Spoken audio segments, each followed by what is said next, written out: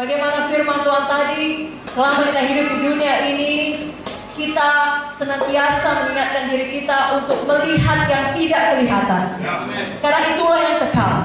Jadi selama kita ada dalam dunia ini, kita bukan fokus untuk berkat-berkat saja. Karena seberapa lama pun kita hidup di dunia ini, tadi sudah diajarkan, itu seperti sebuah titik saja di dalam kekekalan yang Tuhan sediakan bagi kita.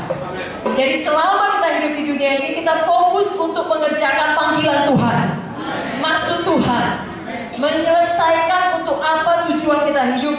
Disampaikan pada kita yang pertama kali tadi, kita harus dipulihkan, bertumbuh dewasa rohani, menjadi manusia baru, mau dibaharui tiap-tiap hari lebih seperti Tuhan Yesus.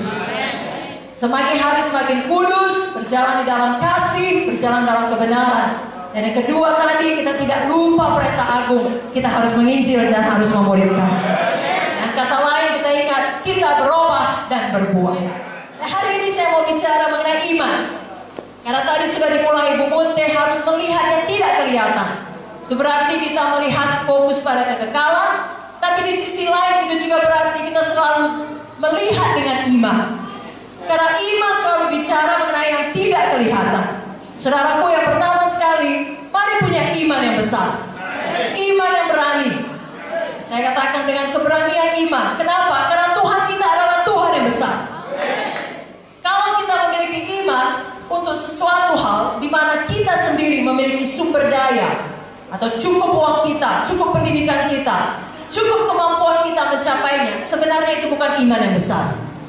Tapi kalau kita memiliki iman mengerjakan satu perkara, yaitu taruh Roh Kudus dalam hati kita, di mana dengan pemikiran kita tahu belum cukup uang kita, belum cukup kemampuan kita, atau tidak mendukung latar belakang sosial kita, pendidikan kita, tapi kita tahu Tuhan yang menyuruhnya, Tuhan yang mengatakannya, mari kita taat, kita punya iman yang besar.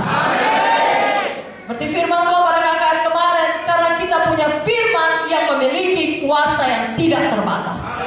Itulah dasar kita untuk memiliki iman yang berani. Saudara ingat kisah Abraham. Walaupun tidak ada dasar untuk berharap, namun ia berharap juga. Sebabnya saya dan saudara disebut anak-anak Abraham, dialah bapa orang beriman. Dalam Roma 4 ayat 18 saya bacakan, sebab sekalipun tidak ada dasar untuk berharap, namun Abraham berharap juga dan percaya bahwa ia akan menjadi bapa banyak bangsa, menurut yang telah difirmankan, demikianlah banyaknya nanti keturunanmu. Imannya tidak menjadi lemah, walaupun dia mengetahui bahwa tubuhnya sudah sangat lemah, karena usianya telah kira-kira 100 tahun, dan bahwa rahim Sarah telah tertutup.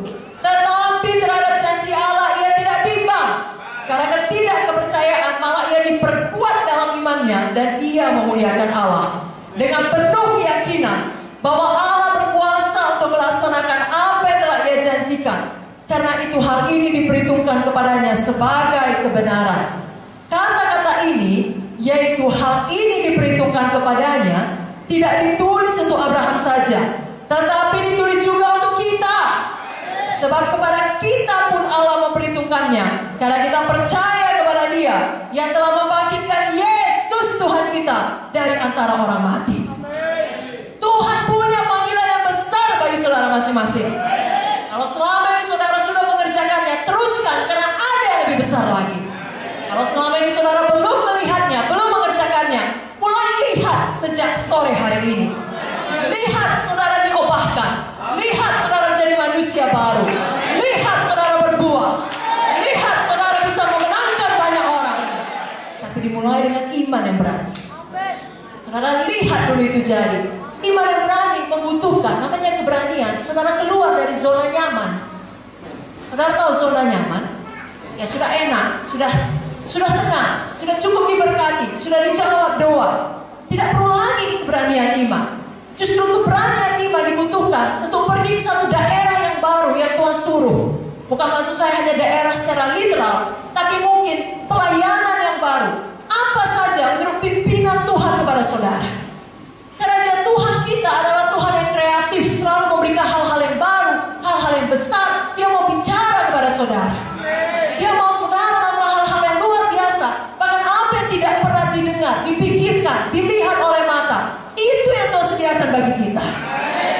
Saudaraku, di saat kita mau melakukan panggilan Tuhan yang besar di dalam hidup kita ini, tentunya ada musuh kita, setan.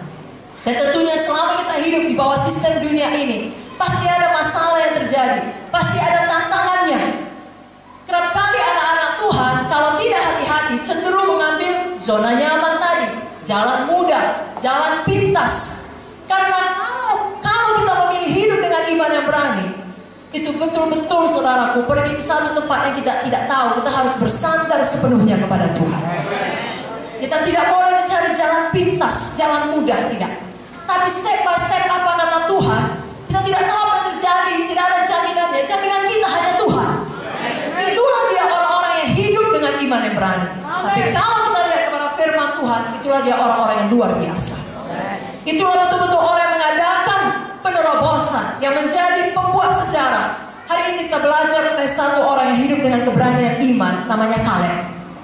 Ada satu situasi yang sulit, ada satu masalah, bahkan kebanyakan orang melawan dia. Dia hanya berdua bersama temannya, namanya siapa? Joshua.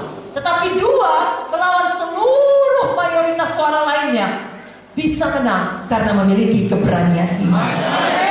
Saya bacakan Bilangan 13 ayat 26 sampai 33. Langsung datang kepada Musa, Harun, segenap umat Israel di Kades di padang gurun Paran. Mereka membawa pulang kabar kepada keduanya dan kepada segenap umat itu, dan memperlihatkan kepada sekaliannya hasil negeri itu. Mereka menceritakan kepadanya, kami sudah masuk ke negeri kemana kau suruh kami, dan memang negeri itu berlimpah-limpah susu dan madunya, dan inilah hasilnya. Hanya bangsa yang diam di negeri itu kuat-kuat, dan kota-kotanya berkubu dan sangat besar. Juga keturunan Enak telah kami lihat di sana. Orang Amalek diam di tanah Negev, orang Het, orang Jebus, dan orang Amori diam di pegunungan. Orang Kanaan diam di sepanjang laut, sepanjang tepi sungai Jordan. Kemudian Kaleb, siapa saudaraku? Kaleb. Biarlah semua kita sore hari ini memiliki roh Kaleb. Kaleb mencoba menenteramkan hati bangsa itu di hadapan Musa. Katanya, tidak, kita akan maju dan menduduki negeri itu, sebab kita pasti akan mengalahkannya. Tapi orang-orang yang pergi ke sana bersama-sama dengan dia berkata, kita tidak dapat maju menyerang bangsa itu, karena mereka lebih kuat daripada kita. Juga mereka menyampaikan kepada orang Israel kabar busuk tentang negeri yang diintai mereka, dengan berkata, negeri yang telah kami lalui untuk diintai adalah satu negeri yang memakan penduduknya, dan semua orang yang kami lihat di sana adalah orang-orang yang tinggi-tinggi perawakannya. Juga kami lihat di sana orang-orang raksasa, orang Enak yang berasal dari orang-orang raksasa, dan kami lihat diri kami seperti belalang. Demikian juga mereka terhadap kami. Saudaraku, jangan bawa kabar busuk. Jangan ucapkan perkataan kalah. Walau semua orang mengucapkannya, saudara harus seperti Kaleb, berdasar kepada apa kata firman, apa kata iman yang berani, yang berkata, bisa.